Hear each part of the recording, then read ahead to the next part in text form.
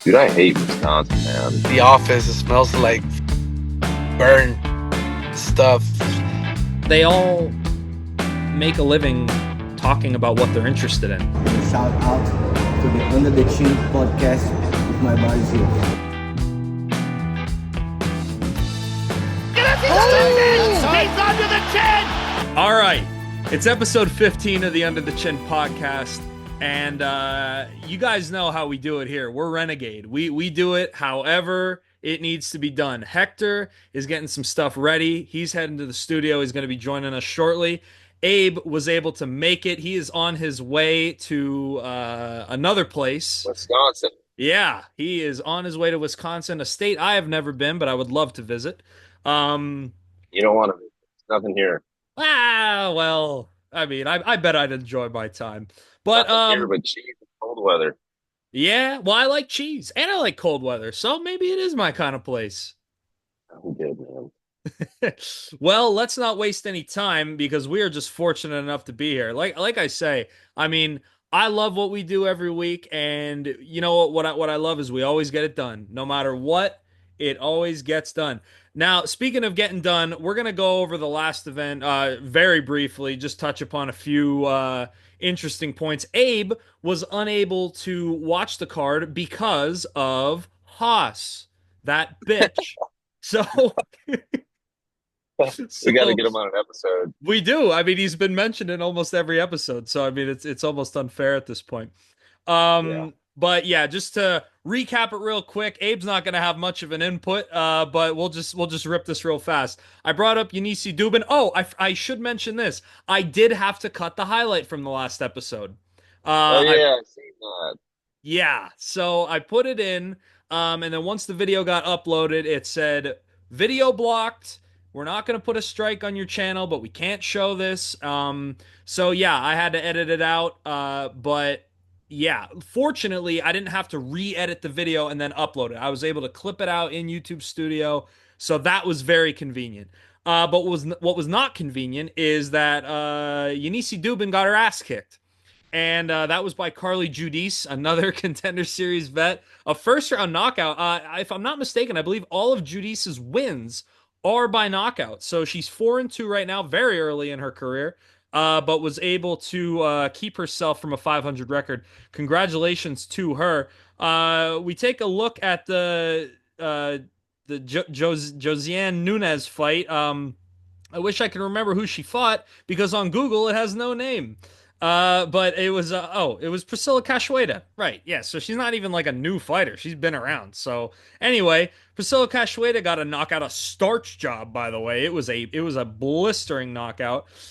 Just going over the finishes here. Yeah, we had a Carlos Vera submission in the first round against Josias Musasa, who was undefeated off the Contender Series, no longer undefeated. AJ Cunningham wanted him to win, but he lost a decision to Yu Sung Yu. Waldo Ocasio Cortez got a knockout against Ryan Spann. That was cool.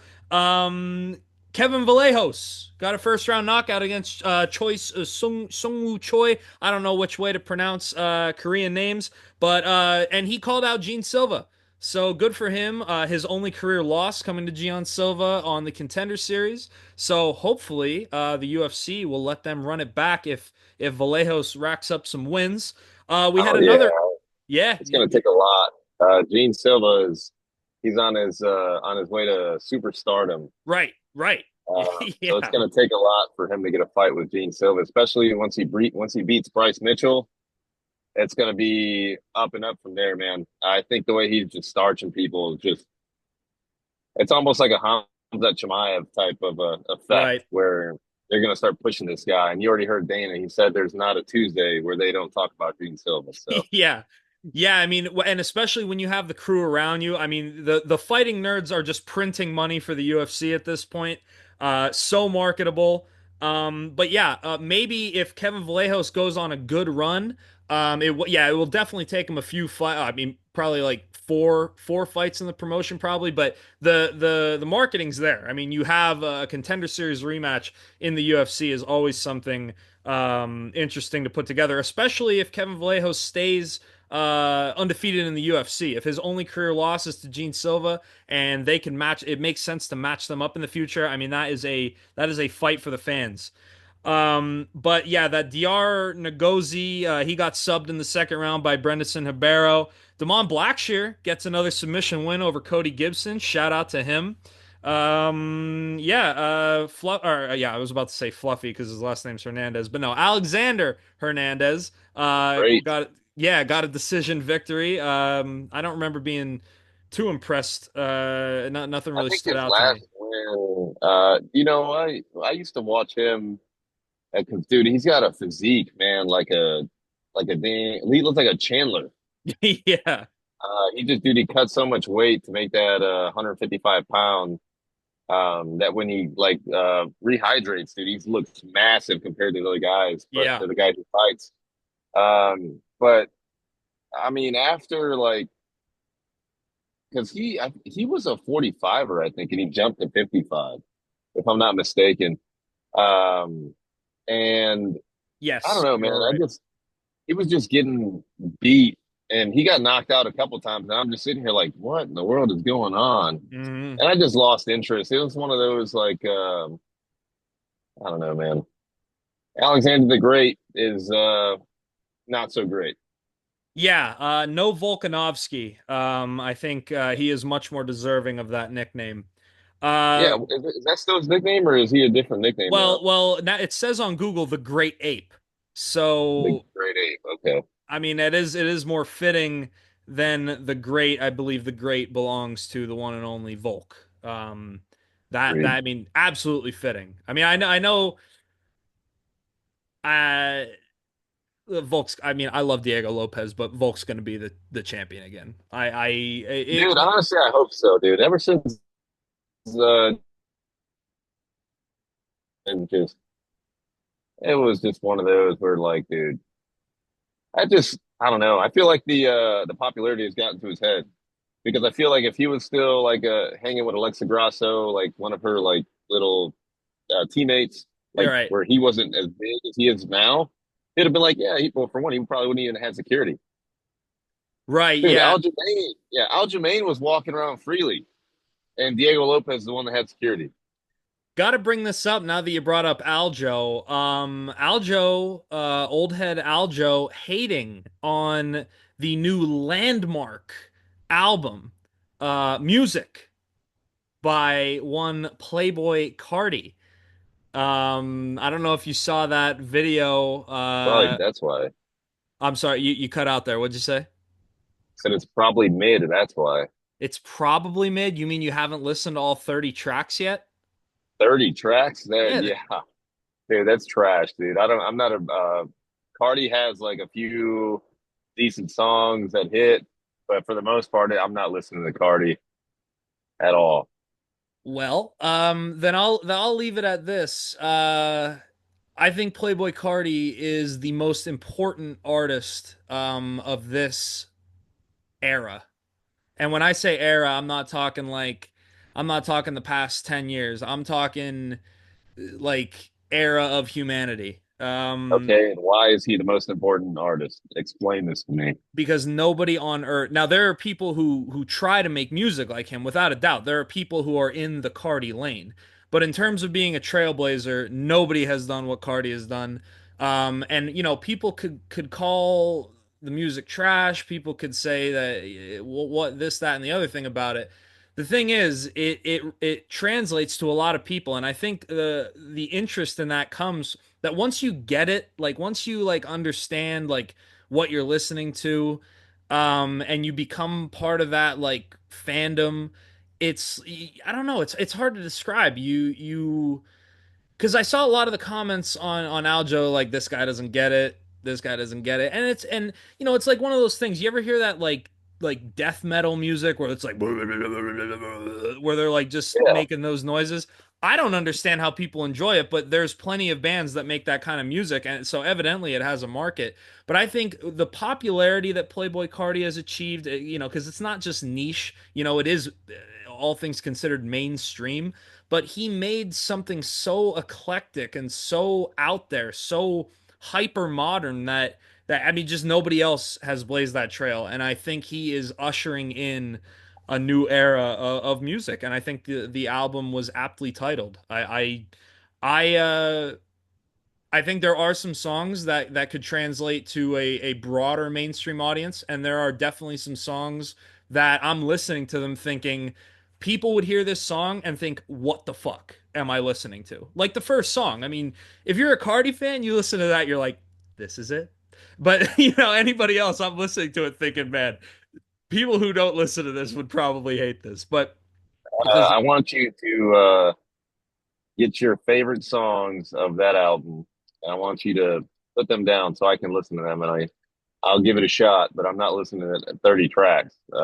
that's understandable. Actually, give me two songs. Give me the two best songs, and if Can I those don't hit, I'm not listening to anything else. All right, can I give you the two best that I think and then follow it up with three that I think kind of embody what Cardi is, like what Yeah, his that'll music work. does? Yeah, I think and I'll tell you this, Whole Lotta Red came out in 2020. When I first Yeah, that listened was a to it, banger. right, yeah, but when I first Yeah, listened to it, I wasn't a fan because I didn't get it. Like I was used to like Woke Up Like This and like the Die Lit, like the hits off Die Lit. And then when I heard Whole Lotta Red, I was like, ah, but then 2 years later in 2022, and especially in 2023, it became one of my favorite albums of all time. Like top to bottom, I absolutely love Whole Lotta Red, and it took years for me to come to grips with that. And now, like, and there are some songs off music where, like, the first time I listened to them, it's like, okay, like I wasn't like geeking out about it. There were certainly songs that I was, but then I just gave the album probably its fourth spin all the way through today, and there are songs that like the first time I heard them, it was like, eh, but then when I heard them again, I'm like, yes, yes, yes, yes, yes. yeah, that's how I feel about. Oh damn. That's how I feel about what's his name? Trippy Red. Oh yeah, yeah, I could see that. Yeah, Trippy Red stuff. Like the first time you hear it, you're like, "What is this, dude?" And then you listen to it like a month later, you're like, "Okay, this is it." And then 3 months later, you're like, "All right, this is a banger. I'm gonna keep rocking this." But that's Trippy Red though. Like his album, like it gets better with time, if that makes sense. Oh no, it makes Uh, perfect sense. I absolutely yeah, agree. yeah, man. I don't know. I don't know how you ended up like this. And Haas is all he doesn't know anything about rap. He doesn't know any like literally anything. He's like, Yeah, no, "What it is?" is funny. I have a Travis Scott autograph hanging up above my TV, and every time Haas is over, he's like, "Is that Lil Uzi?" Like he Yeah, I'm surprised he even knows who that is. well, he claimed. Now this is probably Hoscap. Like we've addressed Hoscap in the last episode. This Yeah, story is likely Hoscap, but Haas said that he either met Lil Uzi or was in the same area as Lil Uzi when he was in Philly or something. I don't know. Again, I don't it's buy it. likely Hoscap, but that Yeah, is probably so. that is at least how he knows who Lil Uzi is. That's But yeah, fair. Yeah, welcome to the Under the Chin Rap Podcast. dude, you got to branch off every now and then. I agree. I mean, we talk about movies every episode, so Yeah. uh, but that's the fun of it. MMA Foundation, and we'll see where it goes. Hey, for all you know, somebody will be walking out to one of his songs this weekend. Oh, I hope so. I hope so. And it's one of those things where if a fighter does that, I mean, they're gonna gain some fans. The Cardi's fan base, especially his hardcore fans, I mean, they are about everything about that opium aesthetic. But speaking of opium, Marvin Vittori is probably going to need some of that because he lost to Roman Dolidze, who called out none other than Israel Adesanya and Robert Whittaker. But I think by far the more interesting fight is Roman Dolidze versus Israel Adesanya. What do you think about that call out? I like that, man. I think it's I don't know, dude. I know Vittori's ranked up there, but I don't see him as like a contender.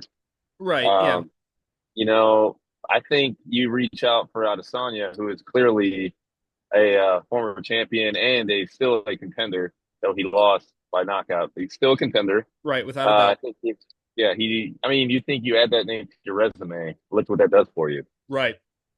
So I think that's a good call out. I think it'd be better if Adesanya took that. versus then Whitaker. I feel like Whitaker is kind of like on the up and up right now, Hmm. whereas Adesanya is obviously coming off a loss. So yeah, man, let Whitaker get somebody else. I agree. I Yeah, want he needs to. I don't want to say kind of like earn that fight, but Whitaker's up here to me, and he right. always will be. I agree. So I feel like you need a bigger name than what he has right now. And he's got a good name, but I don't know. I don't think Vittori does that. I think give him Adesanya, who's off of what, two straight losses right now, or is he? Yeah, he's off too. Yeah. Yeah, run it with him, and then if he beats him, then feed him to the Reaper. Yeah, and I think it's one of those win. I mean, not win-win, but it's like for Roman Dolidze, obviously, you're fighting Israel Adesanya. If you get a win, I mean, you're right there. But for Adesanya, if he gets a win, he gets a win over one of the more shining, rising contenders in the middleweight division. But let's say Roman Dolidze loses that fight. It's great for Izzy because Izzy gets a win, which is incredibly important at this point in his career. But Roman Dolidze 15-3 right now. 15-4 doesn't look a lot different from 15-3. And if he takes a loss to Izzy, he still has a lot of time to make a title run. So I like the fight. I hope Izzy wins. But man, if Roman Dolidze wins, man, people got to start, thinking about Yeah, that name. yeah, like yep. Yeah, you got to put some respect on his name. Yeah. So, yeah, I agree. Shit, we're moving in to UFC London. Man, this card. I mean, I haven't I mean, I knew who was on it. Like I've seen like the pictures, the names, like, but looking at this right now, I mean, there are some fights to be had. I mean, the first fight of the night, Kutaladze versus Cal Fernandez. I'm gonna have to remind myself what he has done. Okay, yeah. So UFC London, first fight of the night, we have Gram Kutaladze versus one Kaue, Kaue with a thing on top. Fernandez 9-2, 1-1 in the UFC with a loss to Mark Casey, split decision, by the way. And a win, a first round knockout of Muhammad Yaya. But going in, Kutaladze, 13-4, 2-2 in the UFC, with his first win coming over Mateusz Gamrot, split decision. But a performance of the night or a fight of the night? Let me see here. It was a fight of the night. So he had a fight of the night split decision over Gamrot. Loses to Demirez Magulov in a split decision. So again, relevant context there. Gets knocked out in the third round by Elvis Brenner. And guess who is joining? Aguilar music. Oh, where did Hekgar Music go? He was just here. Shit. The fuck? Jesus Christ, dude, I hate Wisconsin, man. Oh, there he is. He's coming back. Hold on. It's just freaking ridiculous, bro. What's up, guys? Yeah. What Look, up? I'm you. having trouble with my fucking internet. Well, we're here. You're both in the car, but well, like I told Abe when we first hopped on, the theme of this podcast, very renegade, we get it done no matter what. It it is happening. So yeah, Hector's here. Hector, you're right on time. We briefly went over the last card. We talked about some rap music. Hector, you're a musician. Do you listen to any rap or do you tend to stay in a certain lane in terms of what you listen to? I do like Mozart, Beethoven, Jesus stuff like Christ. that. Like a little bit of the old Ludwig van. Yes, sir. Well, I mean, it's classic for a reason, man. That is legendary art. But you're right on time. We went over briefly the last card, talked about some rap, but now we are moving into UFC London. And we're talking about what do we got here? Guram Kutaladze versus Kali Fernandez. Now Kutaladze coming in on Tapology at a minus 425 favorite. So a heavy favorite to start the card. Kutaladze coming off of a victory over Jordan Vasinic. I don't know how to say his last name. I apologize, but he's fighting on this card too. So we'll get to him. Cage Warriors guy, tattoo dude. Um, but anyway, do you guys have a pick in this fight? We going with the favorite or are we sprinkling on the underdog? Yeah, I'm going with Kutatelatse. Me too. That's what I'm thinking. Aberino. He's Same being here. yeah, Same he's here. being training with Ilya. Yeah, yeah, Georgian guy too. Yep. All right, let's go. Yep. Uram. So that is the deal there. Next up, we got Nathan Fletcher versus Cal Loughran. Fletcher, I believe, is an English dude. Loughran is a Irish fella.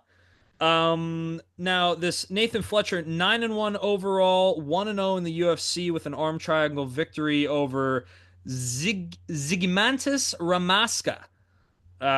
What a name. But Loughran 9-2, 1-2 in the UFC, with a loss to Taylor Lapilus, a win over Angel Pacheco, and a loss to Jake Hadley. Yo, rip Jake Hadley, dude. I wish he was still in the UFC. You guys remember Jake Hadley? White Kong, flyweight. Yeah, I feel yeah, like yeah. I've heard that name He got before. cut? Yeah. Yeah, he got cut. What the fuck? Or I'm sorry, bantamweight. I guess maybe he fought up because normally he was a flyweight. But yeah, with a 3-4 record in the UFC. But he is fighting in PFL Oh, soon. He's taking on an okay. undefeated guy, but yeah, hopefully he makes his way back. I just always liked him as a fighter. Um, but for this one, I don't really have a lot of information to go off of in terms of the pick. I am half Irish, so I tend to lean with the Irish folk. So I think I'm going Loughran on this one. Let me check the odds here. Um, let's see. So Nathan Fletcher is a slight minus 160 favorite. What are you guys thinking on this one? I don't Hmm. know none of the guys, but I mean, I was gonna say the local guy, but they're like kind of both local guys, Hmm. so I don't know. I have no opinion on that one. Abe, what are we thinking? You going with the Irish or are you going with I'll the take the English? Irish. I'll All take the Irish. right. Not really familiar with We're them rocking with either. the orange, white, and green. I love it. But speaking of the orange, white, and green, we have another Irish person, this time Shauna Bannon, who is taking on Paula Tomar. Recognize the face, the name is escaping me. Both of these women are 31. Oja. Pooja, yeah, yeah. I didn't know if it was a J or a J. But it looks like she's that Indian chick. She's Indian. Okay. Yeah, 1-0 in the UFC. Shauna Bannon, I know she lost her debut. Yeah, she's 1-1 in the UFC. Lost to Bruna Brazil, the female fighting nerd, or as we like to call her, the fifth Beatle. But Alice, she got Shauna Bannon got a win over Alice Ardeline. I think you guys know who I'm going with in this one. I'm going with Shauna Mama Bannon in this Got it. one. Shout out the Irish. What are you guys thinking on this one? Yeah, I like her record better. 6-1. Hmm. Yeah, I'll take her. Yeah, Yeah, it I'll looks take like her too. I like that. Yeah, it looks like she is a minus 185 favorite. Trying to go through these ones that we don't have as much of a weighted opinion on. But the next fight, because the fight after the one we're about to talk about is the one I really want to get into, and you guys will see why. But next up, we have one Christian Leroy Duncan, the hometown guy from England, 3-2 in the UFC, coming off a loss to RoboCop. He is taking on Andrei Puliev. Oh, 9-2 out of Russia. This guy is, that's the drum roll, a debutant. And you know how much we love them here. He's coming off of a victory on last season of the Contender Series, a unanimous decision victory. Now I recognize this dude. I'm thinking, let's see the odds here. Let's see the odds. How about these odds? Holy shit. Well, this Russian debutant is a heavy underdog at a plus 410. Are we sprinkling on the underdog to spoil the homeboys parade? Are you guys going with the Englishman? Yeah, I'm going with Christian Leroy. Duncan. What'd you say, Abe? Leroy. Yeah, Yeah, you going with Christian Leroy Duncan on this one? Leroy. All yes, right. sir. Yeah, if I was throwing some actual money on it, I would likely maybe sprinkle a prop on him, but just to be a contrarian, be a contender series faithful, I'm gonna hope that we get the spoilage here for this debutant. But now is where we get into the fight that I really want to get into. We Oh, sh- have yeah, you know exactly why I want to get into this one. Marcin Tybura taking on an undefeated guy by the name of Mick Parkin. Now, where Oh, does Mick Parkin, why does that name sound familiar? because Mick Maynard.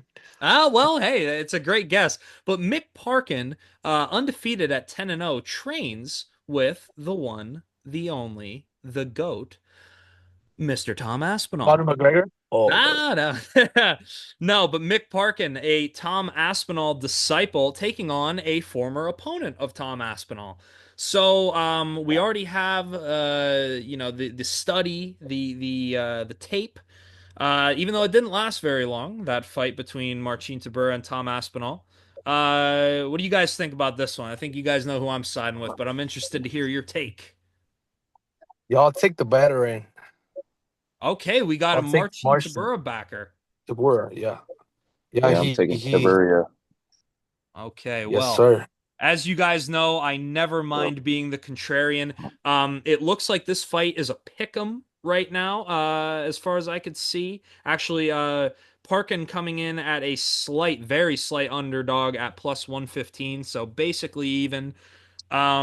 But yeah, I mean, I got to go with Mick Parkin, 4-0 in the UFC, training partner of Tom Aspinall, and I feel like anybody who trains with Tom Aspinall, they're training with greatness. So. I just can't see him losing. But hey, that's why we watch, man. That's why we watch. The next fight, the hometown guy, an undefeated dude who had one of the most impressive knockouts I've ever seen on the Contender Series, one Loner Kavanaugh taking on Felipe Dos Santos. And Dos Santos, they're both very young. Loner Kavanaugh, 25, Dos Santos, 24.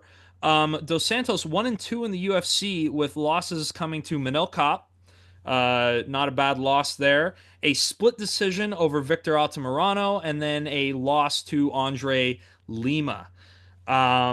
So yeah, man, he is getting fed some tough Yeah, names in his career. yeah. Uh, yeah, and Andre look, Lima looked so good last week, man. oh yeah, he did. Yes, he did. Um, Yeah. yeah, Hector. Anyways, I'm thinking Kavanaugh. Oh yeah, me too. Me too. How about you, Abe? What are we thinking on Loner Kavanaugh or Dos Santos? I'm gonna go with Dos Santos, man. All right, I like it. I like it. Yeah, he's the underdog, right? I believe so. Let me check here. Yeah, Loner or Dos Santos is a pretty decent underdog at a plus 310. So, man, if you're backing Dos Santos, sprinkle some coin on that, man. That'll pay off if he yeah, I'll take wins. him. Yeah, so I'm going with Loner Yeah. Kavanaugh, the hometown guy, contender series guy. But speaking of hometown guys, we have Jai Herbert, the Black Country Banger, versus Chris Padilla, lightweight bout. I mean, Jai Herbert, he is a striking master with a 3-4-1 record in the UFC. Does have a brutal loss to Ilia Topuria. But coming off a win over Ronaldo Bedoya, unanimous decision victory in August of last year. Chris Padilla, 15-6 overall, 2-0 in the UFC with wins over Yamas Yontop, a victim of one of the fighting nerds, Mauricio Rufy, and he also has a victory over Rongzhu. So, with that being said, do we have any? Taco. We going with Jai Herbert on this one, or what are we thinking? Yeah, I'm going with Taco Padilla. Oh, okay, we got Padilla. How about you, Abe? I see you shaking your head. I like Padilla too, man. All right. Game for that all day. Well, the fight is Taco. in the fight is near even with Jai Herbert coming in with a minus 120 odds. I think I'll be the contrarian. I'm gonna go Jai Herbert. He was on the receiving end of one of the more brutal knockouts that I've seen at the hands of the champion. So after that, I'd like to see him stay on the winning path. So Pump gas. you getting gas? Yeah, I need it. Where are we getting gas at? What Bro, I'm in the middle of nowhere, Wisconsin, bro. is it a chain gas station or is it some mom No, and dog, pop it's a shop? that's a Cenex, Bring whatever the me, hell that is. bring me some cheese, bro. Bring me some cheese. Oh my God, dude, this is freaking ugly, dude. I I, hate this place. this Man, is this is fantastic. I love seeing A and we can still hear you. That is prime. Jesus Christ, dude. How are I'm the gonna have to gas cut this. What is this? how's the Wait, gas prices over there in Wisconsin? dude, I haven't even looked. I don't even care, bro. I just want to get out of here. Of Is Haas covering your gas for this trip? course he is, All man. right, good. Jesus, dude, it's like freezing rain coming down. You guys ain't gonna have me for much longer, but I gotta fucking focus on these roads. All right, well, we'll try to make the most that we got while we got you. So let's try to get through this main card here, and then we could have a little fun with the time that we have. Nathaniel Wood versus Daniels. versus Morgan Sherrier. I'll never know how to pronounce that last name. Yeah. Sherrier, yeah, the pirate man. Um, yeah, for this one, I'm just going Nathaniel Wood just because he's the hometown Yeah. guy. And we can't deny that he's such a beast, man. Oh yeah, he's a great fighter. Yeah. Curious to see what was his last fight. He has an 8-3 record in the UFC. I mean, that is respectable. His last win coming over Daniel Pineda in July of 2024. Before that, a loss to Muhammad Naimov. But yeah, I'm going with Nathaniel Wood, hoping to see him continue to rise the ranks of the UFC. I mean, he's not ranked, is he? No, he's not ranked, right? No, I don't think not so. Yeah, yet. yeah, But I think he um, will. yeah. Hopefully, maybe this win, maybe that'll get him there. But the guy that we mentioned earlier, that Jordan Vucenic, Vucenic,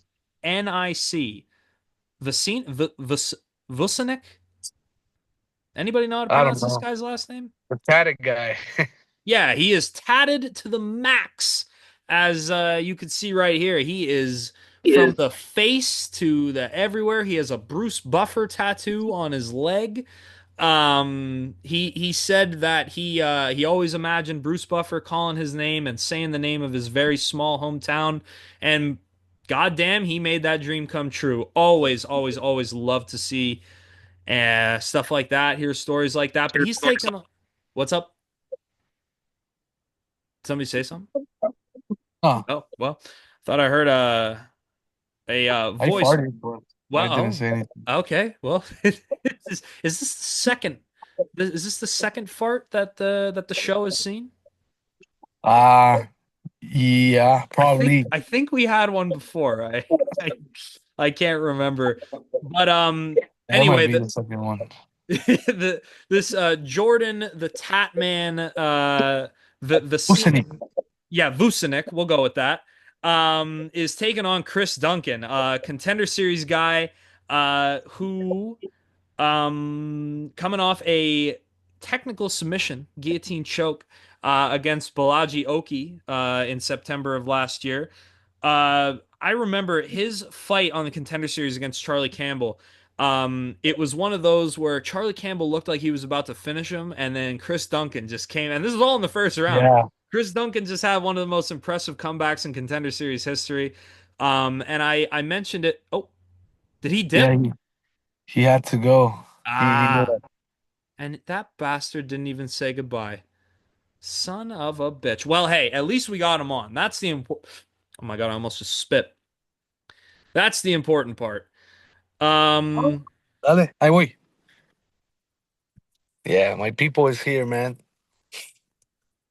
well, I'm uh, I'm gonna be quick about it. And that one I'll take the tatted guy on the next one, Molly McCann and Alexia Thionata. Yeah, I got Alexia I agree. because I think McCann is not that good. And Gunnar Nelson, Kevin Holland. I got Kevin Holland on that I one. agree with that again. And then Polish Power and Carlos Overg. I got Carlos Overg, left hook KO. Ooh, I love that call. And I got Sean Brady winning the main event. Well, I don't think we have any disagreements. The only one that I would want to touch upon is the one the Jordan versus Chris Duncan. Okay. I mean, I really don't know who to pick because I want to see Jordan get a win because he is 0-1 in the UFC. He lost his debut, but I love Chris Duncan. And I don't want to see him lose either. It's one of these fights where it's like I just don't want to see either guy lose. You Yeah. know, it's one of those. Um, Yeah. Yeah, seems like a cool guy too. Yeah, he Duncan. does. Yeah, and again, you have an English guy versus a Scottish guy, so both UK dudes, the United Kingdom. But Hector, before you dip, I wanted to ask you, we talk a lot about the fighting nerds. And with the fighting nerds, I wanted to ask, is there an equivalent word? Is there a direct translation in Spanish for nerd? Not really. It's a cognate. They call them nerdos. Nerdos. Okay. Okay, so it's like Or a borrowed, like one of those borrowed word from English. yeah. It's a cognate. Yeah. I can't. Yeah, yeah, that's that term. Like jalapeno is not an English word, but we still say jalapeno. We don't. We Right. don't. So, what I wanted to know is in English, like nerd could mean like outsider. You know what I mean? Like they're an outsider. From the outside group. So, would you go as far to call the fighting nerds outsiders?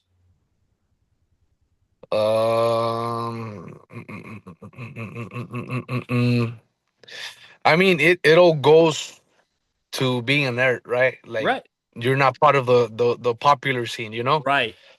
So, But so you're called an outsider, but these guys are anything but unpopular. right. Yeah, that is true. Motherfuckers are doing it. So, my only question is, would you consider calling the fighting nerds a band of outsiders? Oh my god.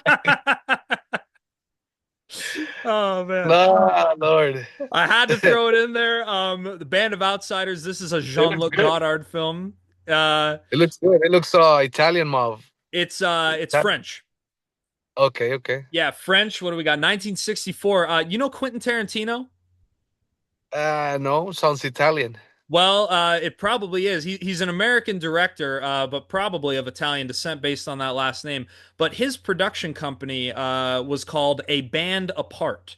And that name of his company, as far as I know, was derived from the original French title of this film, which was Band Apart, which is it's the French title, translates Yeah. to Band of Outsiders. But what I gotta add is that I've seen three films from this director, Jean-Luc Godard, and this was, I will say, number three in terms of the rankings.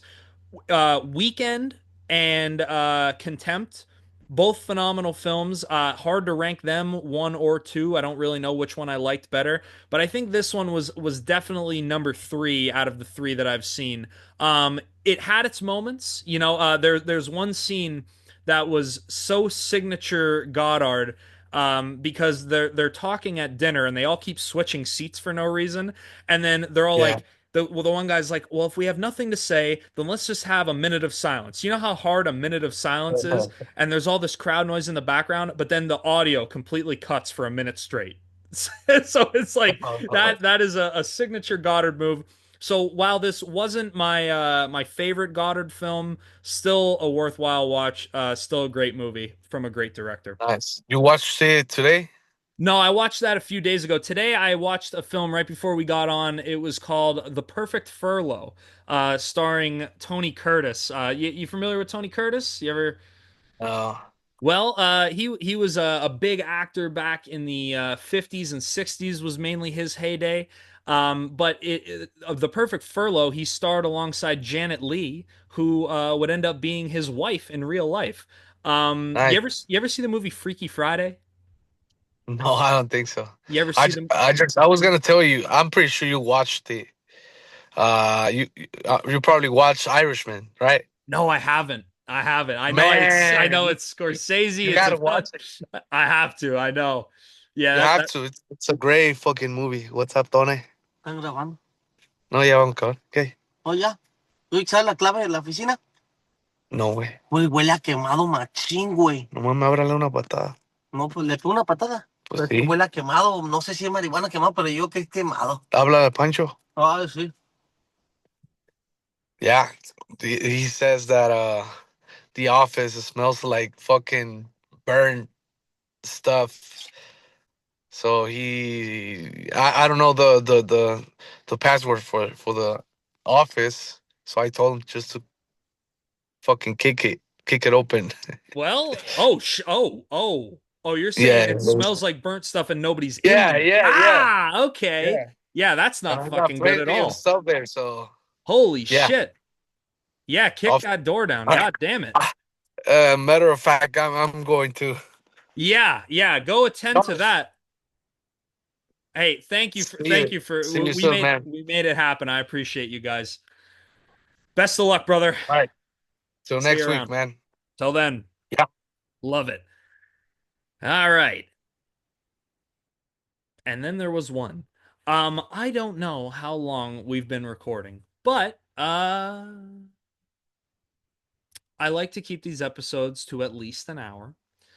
So, what to do? What to do? I mean, we made it happen. This is gonna be nice. Because if we recorded tomorrow, I have to have these episodes out by Saturday morning. They have to come out before the card. And I get it. Very few people, if any, watch these. But what's important to me is that I do them. It's become a part of my week for the past 15 weeks. Well, actually 16 weeks because there was one week where like during the off season where we didn't record. Um, Nothing much to talk about. But yeah, it's become something that is important for me to do. Because what I've noticed is that there are people that I admire and respect, and they're all popular and famous and make their living from different kinds of paths. But one thing that they all have in common, and I'll get into the names, is that they all make a living talking about what they're interested in. Um, you know, I know everybody loves Joe Rogan, one of the most, if not the most popular podcaster in the entire world.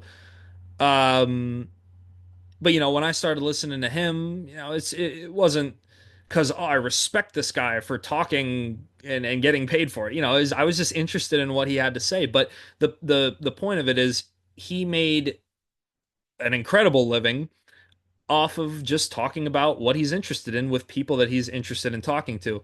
Another person who was more of a direct inspiration for this podcast in particular, Pat McAfee. Been a fan of his show for years. I can't even remember. It has been so long that I've been watching the McAfee show from way back in the old studio.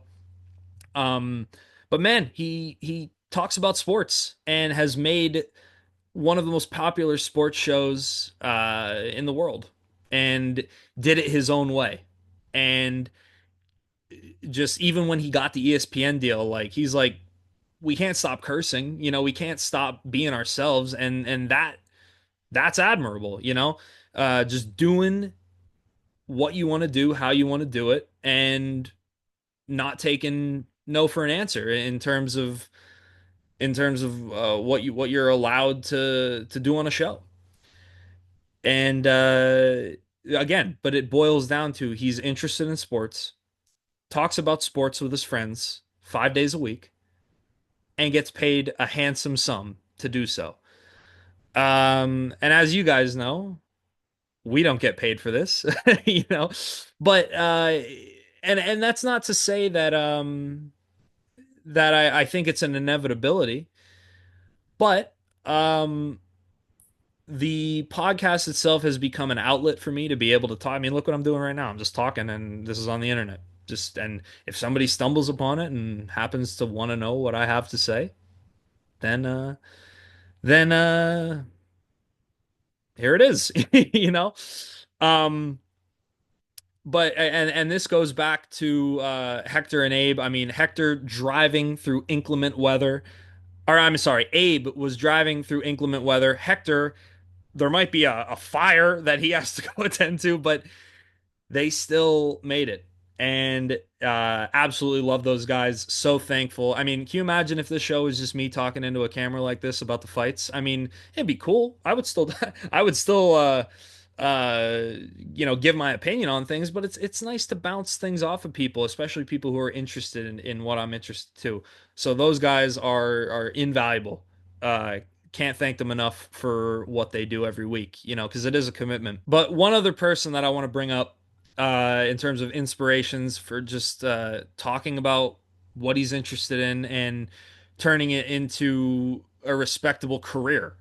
Mr. Alex O'Connor. I remember I stumbled upon him, I mean, years and years and years and years and years ago, just from a video that went viral on his channel. I can't remember what it was, but so I remember watching that, and I didn't subscribe right away. Like I just thought it was an interesting video, watched it, liked it. But then I started to get more interested in the topics that he discusses about 4 years ago, give or take. No, 4 years ago. Yeah, it's 2021. So around that time.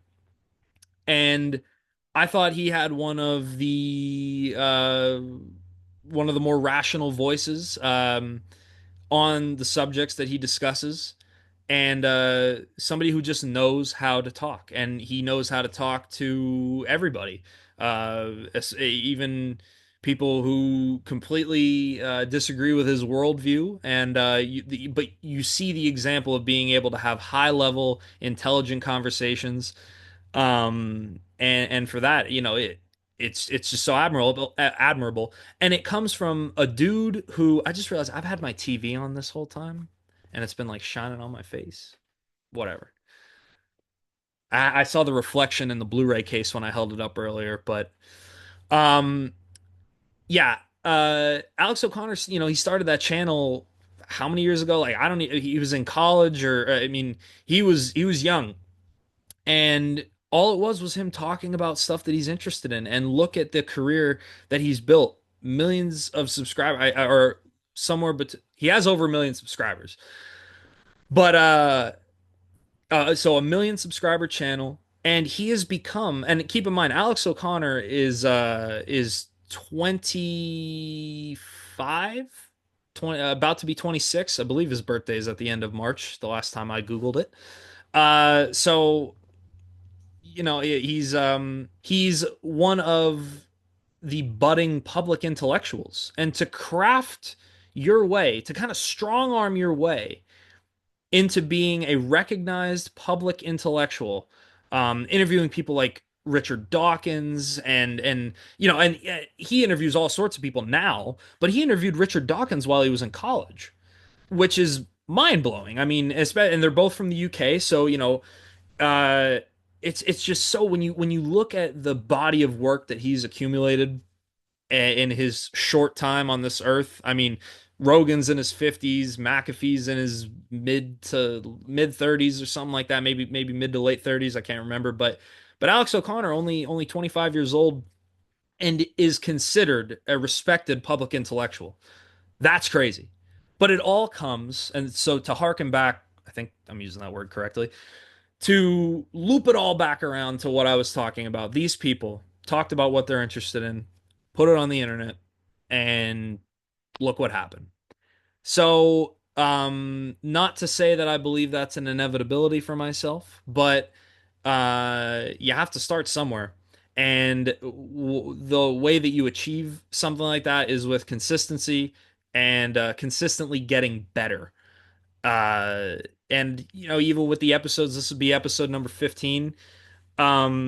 we used to not have an intro. We used to not have a theme song. We used to not, and just the last episode, I got to add a clip of Rogan saying he's under the chin, so I put it in this episode too. So, that's cool. Uh, and the fight in which he said that, funny enough, was the profile picture on the under the chin social medias for the longest time. It was Moreno uh, rear naked choke against Davison Figueiredo when Moreno won the belt, which was one of my favorite fights ever. So yeah, uh, but yeah, so this is something that is incredibly important to me. It takes priority over a lot of things. I have to cancel plans sometimes, and but I love it. And the editing, it takes, while it is bare bones, adding getting the images and putting them in, and I mean it takes hours to do. In iMovie. So, I'm not working with the best stuff here. I bet you there are more efficient ways of doing what I do. Um, but it's just something, even the editing process, I love doing it. It's like therapeutic. It's like I sit there, I'm like, all right, it's time to edit, and we get down to it. And man, it feels so good finishing up a video, hitting that export and uploading it. And the past few episodes, they're only getting views in the single digits. But like I said, that's something that's to be expected. I mean, why would anybody listen? Why? There are plenty of other MMA podcasts that are better. There are plenty of MMA podcasts that are hosted by fighters or people in the space who have more knowledge, who have more preparation, who have higher production value. Um, but this is mine. This is the one I put together. So, uh, it's just something that I got to do. It's something that makes me happy. I love doing it. I love having the opportunity to talk with people who uh who also like it. It is if I didn't do this, I would want to do it. I talked about doing this podcast for at least a year before the first episode ever came out. At least a year. More than a year. Talked about it under the chin podcast. But and then I just never did it. Well, I shouldn't say never because I did eventually do it. But I would talk about it and talk about it and talk about it and just no action.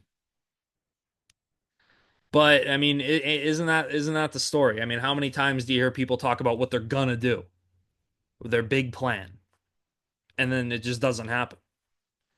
But yeah, it's not like I made a career out of this yet, but I still did it, and that makes me really happy. And to know that we have 15 episodes already, I mean, 15 episodes. This is episode number 15, and it is certainly not the normal episode. I mean, as you guys saw, both of the other hosts had to dip for some emergency circumstances, inclement weather, and a potential fire.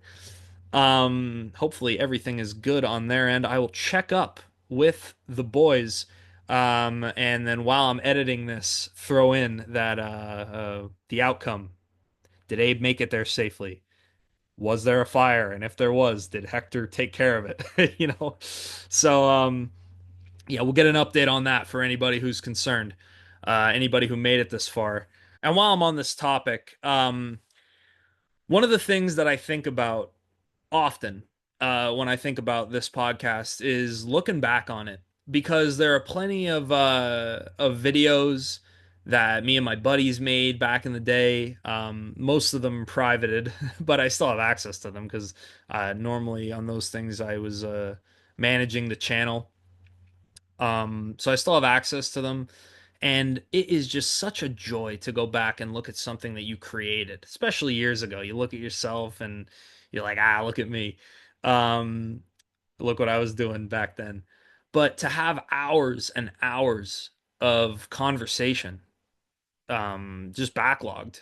You know, 20 years from now, if I make it that far, um, I'm going to be able to look back and just, look at a little spot in time when we're talking about fights that just happened, and fights that we hope happen and fights that we're looking forward to. But, 20 years in the future, it's like, you could look back on it with a completely different light and just kind of look at like what you were thinking. I mean, even this right now, I'm just soloing it, just kind of, for lack of a better term here, just filling space because I like the episodes to be an hour. Um, but yeah, it's one of those things where even just now, I mean, the oldest episode was 16 weeks ago. I mean, it hasn't even been a year, and um, I just think about like 15 episodes, like over 15 hours. I mean, some of the episodes were damn near 2 hours long. Um, and boy, oh, those are a doozy to edit. They take forever. But I enjoy it. I enjoy it all. Uh, yeah. And I said this a long time ago. I think like it might have been like episode 2 or 3, something like way like weeks and weeks and weeks ago. And I said, man, if you're thinking about doing something like this, just do it. Just do it. Just hop on, talk. If you're interested in something, you'll have something to say. You know? I love MMA. I love movies. And I talk about them. Ain't that cool? If you like something, talk about it. And maybe, just maybe, somebody will be interested enough to lend you an ear. And maybe they'll like what you have to say. Or maybe they won't. And maybe they'll tell you that they don't like what you just said. That's cool too. To get interactions, you know? I like to keep it nice here. As anybody who's watched all the episodes or even some of them may realize, we don't like to shit on fighters, because we understand what it takes to be a fighter. I also don't like this is something that I've always wanted to discuss. Picking fighters is weird because imagine this. Like who's a fighter that I picked against on this card. Let's take the main event for example. Leon Edwards versus Sean Brady. Now, I took Sean Brady. Now, as you guys know, I usually rock with the Philly guys. I don't live in Philadelphia, but I do live in Pennsylvania, and Philadelphia is the closest big city to me. So I tend to rock with the Philly guys. Now, I should also add, I am not an Eagles fan. I'm a Steelers fan. We talked about this before, but just to clear up even though I tend to rock with the Philly fighters, I don't rock with the Eagles. So let's just get that out of the way. But so I pick Sean Brady, right? I say I think Sean Brady's going to win this fight. Well, now let's say that I'm out in the UK and I run into Leon Edwards. And let's say I'm like, "Hey Leon, what's up? Hey, blah blah blah." We have a little interaction. We're all cool, take a picture and whatever. But I picked him to lose a fight. Isn't that weird? Doesn't like if you met them or even like let's say you become friends with a fighter, but there was a time where you said they're gonna lose a fight. It's just so weird to pick or and to say that this guy's gonna lose. It's weird. Um, but at the end of the day, that's what we do. We pick basically every fight. And somebody's got to win, somebody's got to lose. Nobody wants to see a draw. But isn't that weird? Like we tend to not think of the human.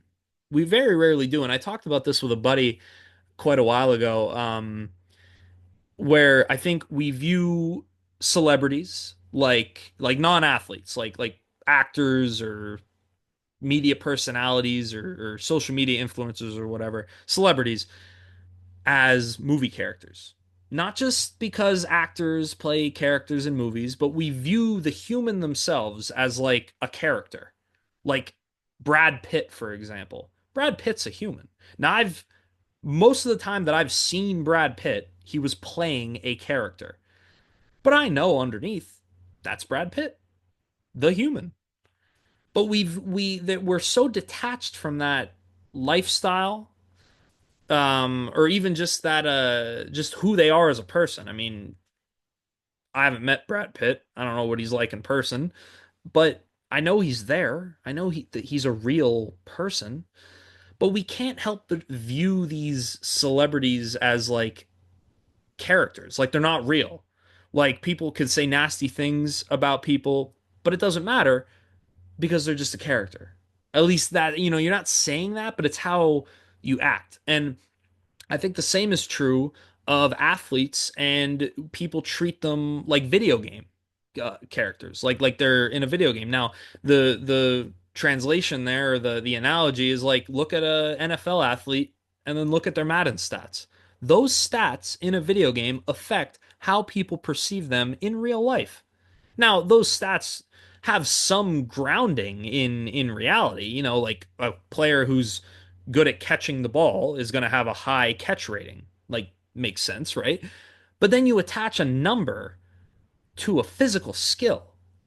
You attach a star rating to a fighter in the UFC game. But what we forget is that they're humans, just like us, just like me, just like you watching. We're all humans.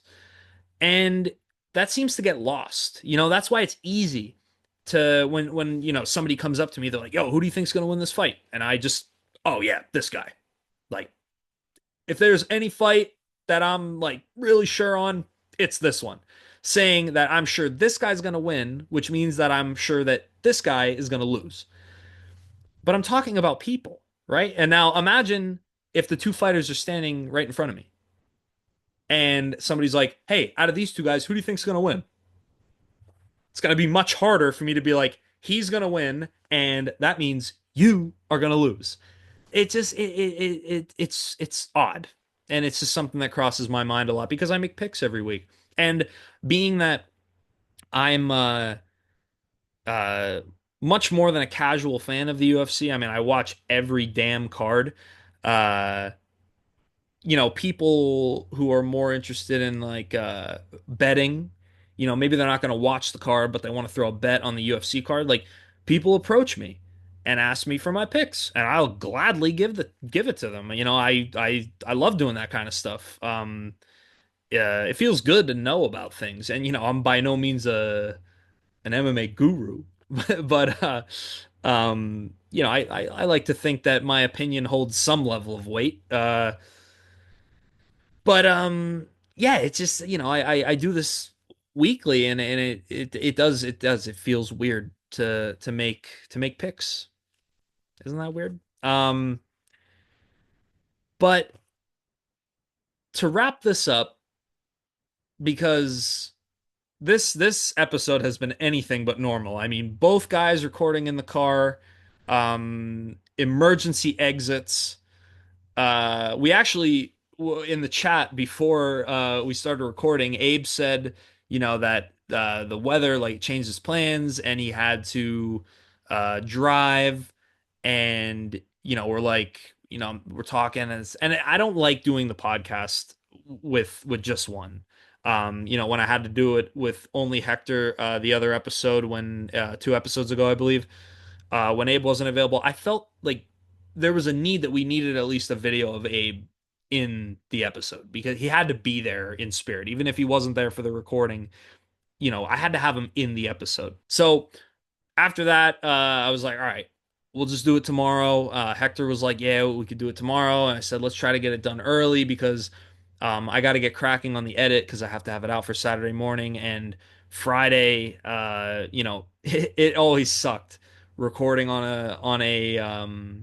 a Thursday or a Friday, and then I have to rip the edit immediately, and I have to do it all in one sitting, and it's just not ideal. Um, but then when we talked about doing it tomorrow, Hector or not Hector. Abe was like that something like that. He wouldn't be able to do it at the certain time, and then he sent me the surprise text and said, "Let's do it right now." He was all in. Hector was in, and we got it done. They joined. So thankful that now, once I wrap this portion of the recording up, that we have an episode and I could edit it tomorrow, try to do it all. I could, when I have time, I don't mind doing it all in one sitting, but when I have to do it all in one sitting, it just sucks more for some reason. But to fill the last little bit here, I'm gonna shut my TV off. I'm going to grab the movie that I just watched before we started recording this episode, and I'm going to talk about it. We mentioned earlier on the episode when we were talking about rap and other stuff and music, that yeah, this is an MMA podcast, but at the end of the day, we can talk about whatever we want. It's one of those things, and we talked about this early in one of the early episodes, that the casual episode we called it. It was during the off season. Hector was in Mexico, and we talked very little about MMA from what I remember. But it was one of the episodes that garnered, I mean, relative to the views that we get, decent amount of views. And we laughed about it, that the casual episode was the one that got the most views and was the one that that performed well relative to what we get. So, with that being said, I'm gonna shut my TV off. I'm gonna go grab the Blu-ray of the film that I just watched that I did mention before Hector dipped, and let's just talk about that. Okay, so like Kendrick Lamar, I just turned the TV off, and now there's no TV glare on my face, but and there won't be any TV glare in the Blu-ray case of the film that I just watched, which was The Perfect Furlough, starring Tony Curtis and Janet Leigh. And what I was going to say to Hector before he had to dip was, and I asked him if he ever saw Freaky Friday. And for those of you who would know, Freaky Friday stars who? Jamie Lee Curtis. Jamie Lee Curtis, the daughter of Janet Leigh and Tony Curtis. So this film, what, 1958? It is a color film. And what I loved about it was it felt like a film that should have been in black and white, but we had the privilege of having it in color. So for any of you who watch classic cinema, you know that the 30s and 40s were predominantly black and white films. You do have the outliers. I mean, The Wizard of Oz is from the 30s. That's in color. So the technology was there, but sometimes it wasn't financially feasible, or sometimes it was like, why would we do that? Most other films are black and white, that kind of but then as it started to catch on in the 50s, by the time you get to the late 50s, you had a lot of color films. And the 1960s is where it started to become more of like the standard. Now, there are plenty of examples of black and white films from the 60s, even into the late 60s. Um, but by the time you get to the 70s, very few films are black and white. And if they are, it's either a stylistic choice, because you still get black and white films today. Obviously, they could be filmed in color, but sometimes it's just a stylistic choice. And others, like you have what, Night of the Living Dead? That's late 60s. That was black and white just because it was such a low budget film. Filmed in Pennsylvania, by the way. Shout out. Um, but yeah, anyway, back to The Perfect Furlough. The concept, pretty dope. There is a polar research base in like the North Pole, or around the North Pole, where all these army researchers are all up there, and they're getting restless. They have to be up there for a year, and they're all getting antsy. They're fighting each other, and there's problems. So they decide, the brass of the army decides on a plan, to send one of them on the perfect furlough, which just so happened to be a 3-week vacation in Paris with a movie star. Her. Did not recognize her, and I don't even know what her name is. It's this. Um, she did great. But anyway, so Tony Curtis cheats his way into being selected as the one guy to go on the perfect furlough. And what I gotta say, without getting into any more of the content of the film, in case you want to watch it for yourself, um, the way it started with a slideshow, a beautiful slideshow of all these images of big cities and resorts and all this kind of stuff. Some stuff that wasn't even remotely related to the film, but it just looked great. And then it starts out on this sick shot of the side of the Pentagon. And I may have talked about this before, but I love big buildings in film. Sounds dumb, but hear me out. Film is art. It's art that humans make. Buildings, in essence, are art. They're functional art. They're things that you could conduct business in, live in, or, something like the Eiffel Tower, which is literally just an art piece. It's an art piece that you could go inside of and go up to the top of but it's just art, and it's human created art. So I always say that cinema, and I am biased, but cinema is the ultimate form of art because it combines everything. You have writing, music, photography, acting, makeup, costume design, like all sorts of art. So that goes into like fashion, all sorts of art combined into one. And that's why I think it's the ultimate form of art. But when you have something like a big building or like a big cityscape, all this stuff, all built by humans. It's all human art. So when I see stuff like that in a film, it tickles my fancy. And so to start the film off on such a sick shot of the Pentagon. Now it's not from the top. If you didn't know, you couldn't even tell it's the Pentagon. But it's like a bit had to block that shadow or that glare there. Um, but you couldn't even tell it's the Pentagon if you didn't know.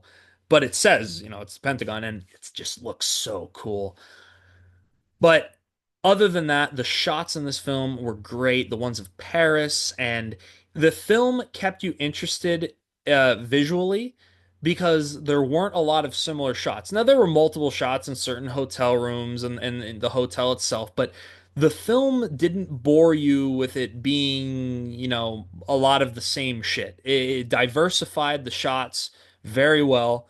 And like I said, it felt like a black and white film in color. I know that sounds ridiculous, but I've watched enough 50s films, 40s films, to know what a black and white film feels like. And this felt like a black and white film that they just turned the color on, if that makes any sense. If you watched it and watched a bunch of other black and white films, maybe that would make more sense. And there is definitely a better way for me to explain that. Maybe Alex O'Connor would be able to help me out with that. But yeah, the this came in a box set, a Tony Curtis collection. Shout out to Kino Lorber for releasing that. A three film collection of this, The Perfect Furlough, The Great Imposter, which is a black and white film, I believe from 1960. So it came out 2 years after this, um, and was in black and white. And then the third film, I don't know when it came out, but it is called 40 Pounds of Trouble. Um, so I haven't seen that one, but I've seen the other two. The Great Imposter was great based on a true story, but this film, in my opinion, was superior. Uh, and that isn't to say just because it's in color. If there's anybody that can appreciate a good black and white film, it is me. So that doesn't have a lot of bearing on whether I think a movie is good or not. Um, I mean, Smiles of a Summer Night, one of the best films I have ever seen. 1955, Ingmar Bergman. That's black and white. One of my favorite films of all time, Doctor Strangelove, or How I Learned to Stop Worrying and Love the Bomb. That's 64. That's black and white. So yeah, that doesn't have much of a bearing on it, but I do think that The Perfect Furlough is a better movie than The Great Imposter, although both very enjoyable. Tony Curtis, a phenomenal actor. Although my favorite performance of Tony Curtis came in 1957, starring alongside one of my favorite actors of all time, Burt Lancaster, in a film called Sweet Smell of Success.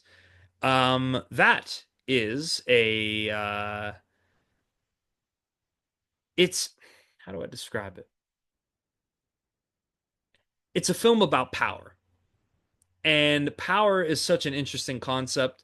Um, I mean, especially in relation to humans. I mean, you could think of power in any sense. I mean, a gorilla has power. A tiger has power. I mean, if I see a tiger, that thing's got power over me. I'm not taking on a tiger. So, you could define power in many different ways, but talking about the power that humans can have over one another, that's a fascinating concept. And Sweet Smell of Success really distills that. And Burt Lancaster in one of his most ruthless performances. And Tony Curtis, uh, as much as I love Burt Lancaster, and the film would be phenomenal just on the back of his performance alone, Tony Curtis absolutely makes the film. I mean, he is while Burt Lancaster, I believe, I think he produced the film, so I believe he's first billed. But Tony Curtis, all things considered, is the main character of Sweet Smell of Success. And I remember watching it, because I'm watching it now. I knew who Tony Curtis was, but I bought it because of Burt Lancaster. But then going away from that, watching that film, that's what made me buy the Tony Curtis collection. That's what made me want to watch more of his stuff, was because of his absolutely phenomenal performance in Sweet Smell of Success. So a monumental film in terms of my appreciation of cinema. One that I look forward to revisiting at some point this year. I watched it last year, but so far this year have not had any repeat of last year watches. I have watched, I think, a couple films that I had seen before, but it would have been prior to 2024. Trying to keep it fresh. So, yeah, not sure what the first rewatch is going to be, in terms of a film that I watched last year that I want to rewatch this year. Probably going to be a Kubrick film. Just can't stay away from those. Just love them, love them, love them. But I think that's been my time. This has been very enjoyable. Maybe, you know what? I kind of like this. I kind of like just talking. It's nice. It's fun. Can't do that on this more often than I have to. This is out of necessity. Otherwise, I would not be doing something like this, but kind of has me thinking maybe another channel sometime where I just share my thoughts. That'd be cool, at least to me. I don't know if it would be cool to anybody else or if anybody would give a shit about what I have to say, but this has been fun. Touched a little bit upon MMA, talked a lot about movies, tends to be what I talk about. Um, but yeah, I think we have filled the quota. Because I have to, even though I say it has to, like, the episodes have to be at least an hour.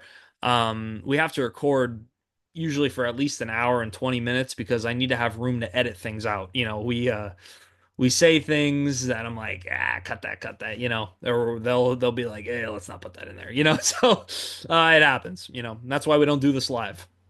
Shout out to McAfee, he does it live. Awesome, love that. 5 days a week, what a life. And what I like about McAfee is he always is grateful. He always brings it up like he thanks the audience for allowing them to live what he calls the stupidest life of all time. Because yeah, it is. It's like, how do you pull that off? He did it. But yeah, so maybe I will share my thoughts a little bit more at some point. But I have my priorities. We talk about MMA here. So, with that being said, if you made it this far, I mean, holy shit. If you came to this podcast to hear about MMA, you heard about it. But for the past however long, it's been some other stuff. So, if you made it this far, thank you from the bottom of my heart. thank you. Um, if you could, it would be nice if you left a like, if you left a comment, and let me know. Was this ending the dumbest thing you've ever seen? Or did I say something that piqued your interest? And if you could subscribe, that would be the best. Trying to push that double digit subscriber count. That would be great. Because we're trying to get triple digits by the end of the year. If we had just a few recurring viewers, that'd mean the world to me. If I had one person watch the whole thing, it would just I can't stress enough that that would just blow my mind if somebody took an hour or so out of their day to watch something that I put together. That's crazy. That would be great. So and I don't think that is too wild of a goal. It may not bring any profit financially, but that's not really my concern right now. Um, I just want people to hear what I have to say. So if you were the ear that gave me that gift, I wish I had words better than thank you, but thank you. And that has been episode 15 of the Under the Chin podcast. Hopefully next week we have a more normal, more standard episode, but who knows? Who knows what'll happen? Life's crazy and it's too short to not do what you want to do. So do it. Love you, and I'll see you next week.